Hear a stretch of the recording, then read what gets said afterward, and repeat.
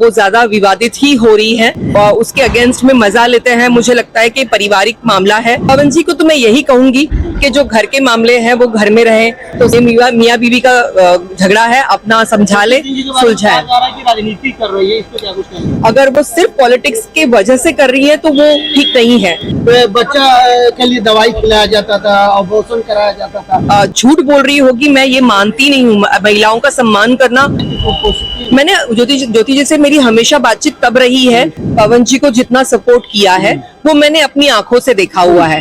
तो इस बात को हम नकार नहीं सकते हैं कि ज्योति जी ने पवन जी को। पवन सिंह को लेकर क्या कहिएगा मैम?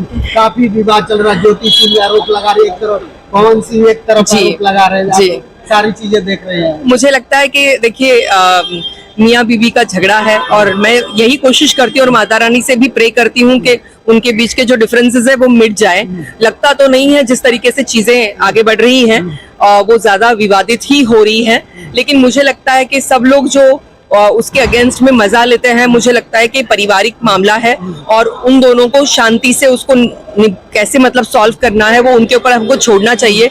और ये ऐसी जो चीज है प्राइवेसी, उसको ऐसे सरेआम नहीं करना चाहिए। तो मैं सभी से रिक्वेस्ट करूंगी कि जितना शांतिपूर्वक उनको जो डिसीजन लेना है अपने जीवन के बारे में वो उनको लेना चाहिए और वही दोनों के लिए अच्छा है। अगर वो साथ में रहते तो हम सबको बहुत खुशी होगी, क्योंकि जी और आपके लिए भी चर्चा हो रहा था कि आप बीते दिनों मिली सम्राट चौधरी से। मुझे लगता है ये तो आप लोग जो कंट्रोवर्सी जो चल रही है, हर बार मैं आती हूँ और मैं कुछ काम करने की सोचती हूँ।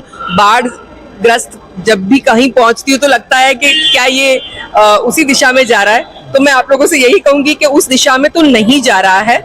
मेरी कोशिश हमेशा रही है कि बाढ़ के वक्त मैं जाऊं, उनको मदद पहुंचाऊं और वो हर साल मैं करते आई थी, पहले से 10 साल से करते आ रही हूँ। तो अब जो है वो अब इसको फुल स्टॉप लगाइए और अगर ऐसी कोई ऑफर आती है तो सबसे पहले मैं आप लोगों को बताऊंगी, ताकि अगर वो जेन्युइन तरीके से कुछ करना भी है तो आई एम रेडी कि मैं लोगों के लिए, लोगों को अगर कोई मदद हम लोग कर सकते हैं या पहुंचा सकते हैं। या मैं आज भी गुहार यही लगाती हूँ कि जवनिया में ऐसे आप लोग वोट मांगने के लिए तो पहुंचते हैं ना, तो अब जाइए ना, अब जरूरत है उनको जेन्युइनली।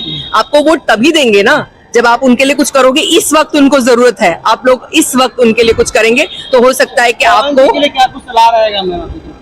पवन जी को तो मैं यही कहूंगी कि जो घर के मामले हैं वो घर में रहे तो ज्यादा अच्छा होता है और सबके लिए वो बेटर होता है। लेकिन जो दूसरे लोगों का इंटरवेंशन है, मैं इसको लेके जरूर कहूंगी कि भाई आप लोग अपनी अपनी फैमिली में जरूर झांके। हर एक के फैमिली में कुछ ना कुछ प्रॉब्लम तो चलती रहती है। ये मियाँ बीवी का झगड़ा है, अपना समझा ले, सुलझाए। राजनीति कर रही है, इस पे क्या कुछ कहेंगे? मुझे लगता है देखिए, राजनीति एक इंसान एक लिमिट तक कर सकता है।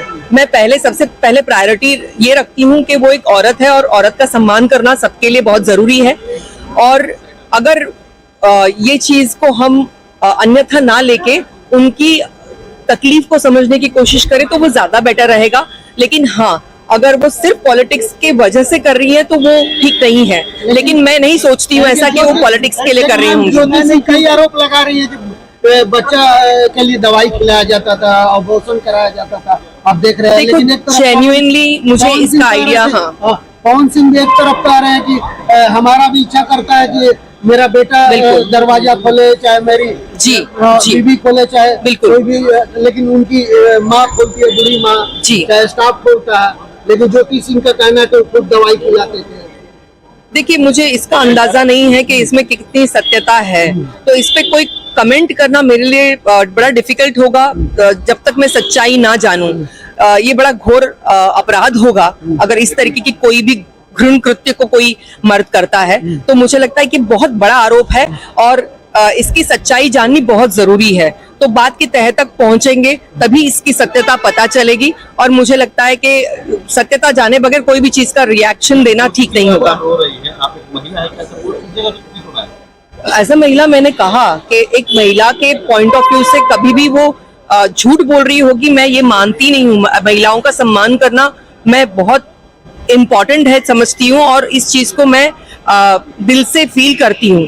तो मुझे उस पॉइंट ऑफ व्यू से मैं महिला सशक्तिकरण पर इतना बड़ा काम कर रही हूँ, सेल्फ डिफेंस को लेके काम कर रही हूँ, रेप विक्टिम्स के ऊपर जो एक कृत्य होता है लेकिन उसके बाद में आप उसको दर्ज कराने जाते हैं, तो मैं सरकार से गुहार भी लगा रही हूँ कि सेल्फ डिफेंस जैसी टेक्निक्स को हम अपना के उनको स्कूल के एजुकेशन सिस्टम में लाए।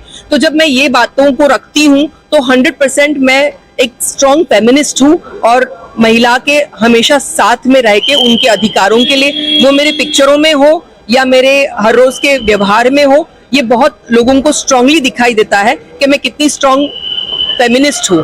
तो मुझे लगता है कि 100% मैं ऐसे इंसान का साथ जरूर दूंगी जहां पर उनको मेरी जरूरत है, लेकिन मैं अभी फिलहाल इस बात पर टीका टिप्पणी नहीं कर सकती हूँ कि कौन सही है कौन गलत है, बात की सत्यता जाने बगैर। अब ये काम तो जिस डिपार्टमेंट का है उनको ये पता करना होगा और मुझे लगता है इसका पता लगना बहुत जरूरी है ताकि सत्य पता चले। आप ज्योति सिंह से बात करने की कोशिश की? मैंने ज्योति जी से मेरी हमेशा बातचीत तब रही है जब वो इलेक्शन पॉइंट ऑफ व्यू हम काराकाट में मिलते थे। उसके बाद में ज्योति जी का पर्सनल नंबर ना मेरे पास है, ना ज्योति जी से मेरी पर्सनली कोई बातचीत हुई है, ना ही मेरी पवन जी से बहुत रेगुलरली कोई बातचीत होती है। कभी कभार हमारी जब बातचीत होती है वो भी व्यस्त है अपने कामों में, तो अभी फिलहाल मैं खुद भी डिस्टर्ब नहीं करूँ। ऑफ कोर्स अगर उनकी ऐसी कोई जरूरत है जहां पर मेरे होने से उनको बहुत फर्क पड़ रहा है तो 100% आई विल बी देयर। लेकिन अगर ये बात का पता करने की बात कर रहे हैं तो वो पता किए बगैर मैं कोई भी कमेंट इस पे नहीं करूंगी। अच्छा मैम, पवन सिंह को बोल रहे हैं ज्योति सिंह की मतलब कि उनकी छवि को धूमिल करने के लिए वहां लखनऊ गई थी, आप कैसे देखते हैं इसको? क्योंकि काराकाट चुनाव में भी देखिए और एक कहीं ना कहीं मैं एक बात को आपके सामने जरूर रखूंगी कि काराकाट में ज्योति जी ने पवन जी को जितना सपोर्ट किया है वो मैंने अपनी आंखों से देखा हुआ है। तो इस बात को हम नकार नहीं सकते हैं कि ज्योति जी ने पवन जी को पूरी तरीके से सपोर्ट किया है और हमने वो अपनी आंखों से देखा है कि वो हमने 2 दिन वहां पे जब कैंपेनिंग किया है तो ज्योति जी लगातार उनकी अम्मा के साथ में कैंपेनिंग कर रही थी और मैंने वो देखा है। अब उसके बाद में उनके बीच में क्या हो गया ये मुझे नहीं पता और इसमें कौन सही और कौन गलत ये हम जब तक बात की तह तक नहीं जाएंगे नहीं बता सकते। मना कर दिया बिहार विधानसभा, क्या कहिएगा? मैं सोचती हूँ कि उनके वैयक्तिक मामले जब इतने हावी हो रहे हैं तो उसको अगर पॉलिटिकल एक एंगल से जोड़ के अगर दिखाया जा रहा है तो उनका ये डिसीजन जनता जनार्दन समझेगी कि सही है या गलत है।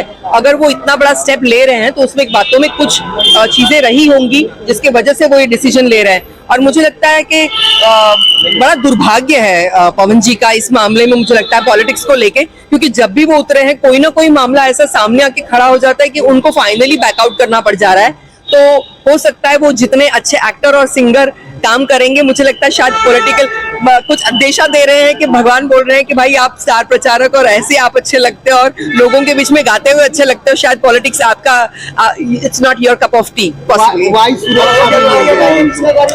मुझे लगता है कि वो जिस तरीके से उनके ऊपर कुछ एलिगेशंस लग रहे हैं या कुछ उनको किसी बात से डर लग रहा होगा तो 100% उनको उस पॉइंट ऑफ व्यू से वायु सुरक्षा मिली होगी और उसको उनको ध्यान रखते हुए आगे अपने डिसीजंस और काम भी उसी दिशा में करना चाहिए। Thank you.